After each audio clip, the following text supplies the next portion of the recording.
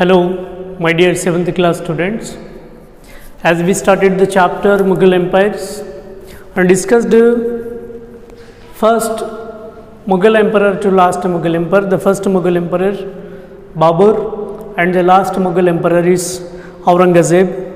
And firstly, they invaded, how they entered into our country, how they started ruling in our country, what are the authorities of the Mughal emperors, are they followed same aspects as the Kakatiyas, Vijayanagara kings,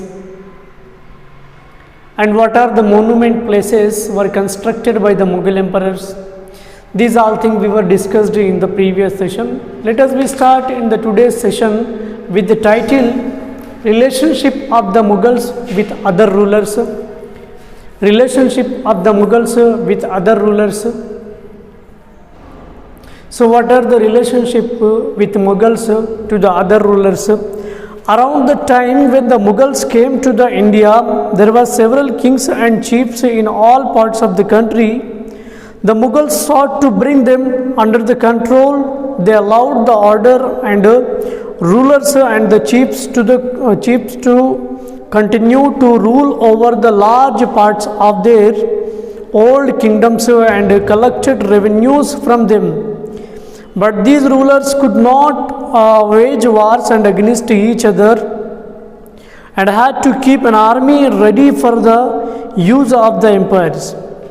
Mughal rulers campaigned constantly against the rulers who refused to accept their authority. But as the Mughals became the powerful, many other rulers had to surrender their sovereignty. Some Rajput kings also entered into the matrimonial alliances with them, but many resisted as well.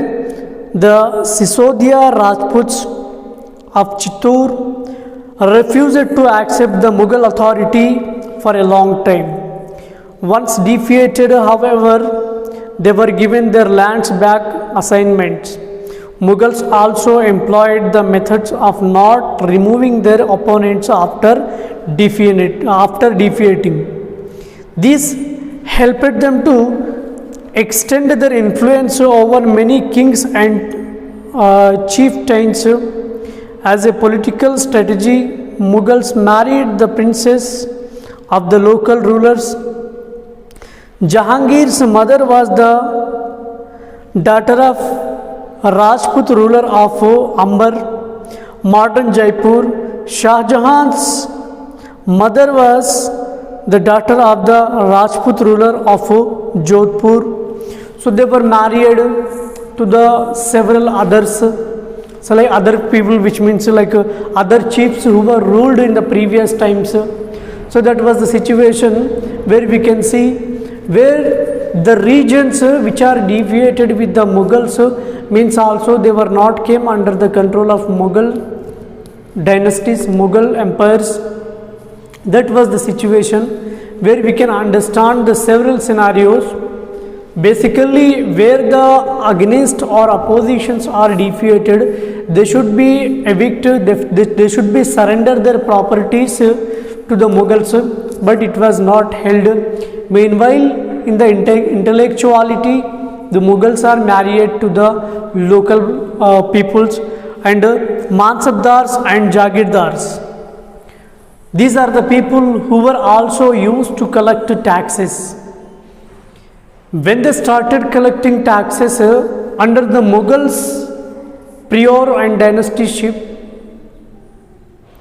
that things as the empire expanded to the encompass and different regions, the Mughals recruited the diverse kinds of the people from a small nucleus of the Turkish and nobles. They expanded to include the Iranians, Indian Muslims and Afghans and Rajputs and Marathas and other groups. Those who joined the Mughal services were enrolled as the Mansabdars, which means which people are joined in the dynasties, the Mughal emperors, they were given they were known as the Mansabdars. Who were known as the Mansabdars? The people who were joined in the Mughal emperorship as the different categorized people to do the different services in the Mughals. In Mughals dynasty, so they were called here Mansabdars or the rank holders. They worked directly under the control of the emperors who could allocate any work for them to do, like the guarding his places and governing a province and conquering a new kingdom or suppressing a rebellion. These all the works are given to the Mansabdars, who are the workers of the Mughal emperors. The Mughals designed a political system in which the Mansabdars could not act independently but had the follow the orders of the emperors.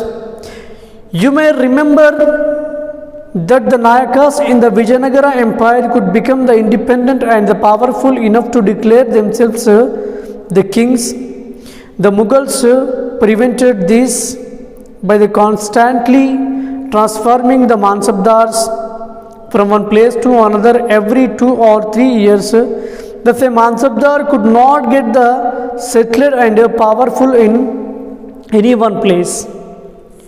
The Mansabdar's military responsibilities required him to maintain a specified number of horses, riders, or the cavalryman, which means holding weapons on the horses. The Mansabdar brought his cavalrymen for the revived god, registered their horses and branded, and then received money to pay them as salary, which means Mansabdars are also given salaries for the doing works, which works are demanded, which works are requested by the Mughal emperors. A Mansabdar's son could not become a Mansabdar automatically. That is the transfer of power was not hereditary. The emperor decided whether the appointed as son as a Mansabdar or not.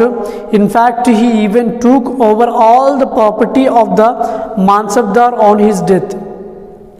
If suppose any person is appointed as the emperor of the Mughal dynasty, and that person can be, that authorities cannot be given, but a person who was working as the Mansabdar of the Mughal emperor or Mughal dynasty, that person cannot be appointed heritageously from his family any other Mansabdar. If suppose any Mansabdar's son who was ruling as the Mansabdar under the Mughals, that person unfortunately if he die, then his property can be taken by the Mughal emperors. Mansabdars received their salaries as the revenue assignments called the Jagirs, which were shown like the Vijayanagara Amarnayakas, but unlike the Amarnayakas, most Mansabdars did not actually reside in the administrator their Jagirs. They could only collect the revenue due from their Jagir villages and send them to the emperor. So this was collected for them by their servants, while the Mansabdars themselves served in some other parts of the country.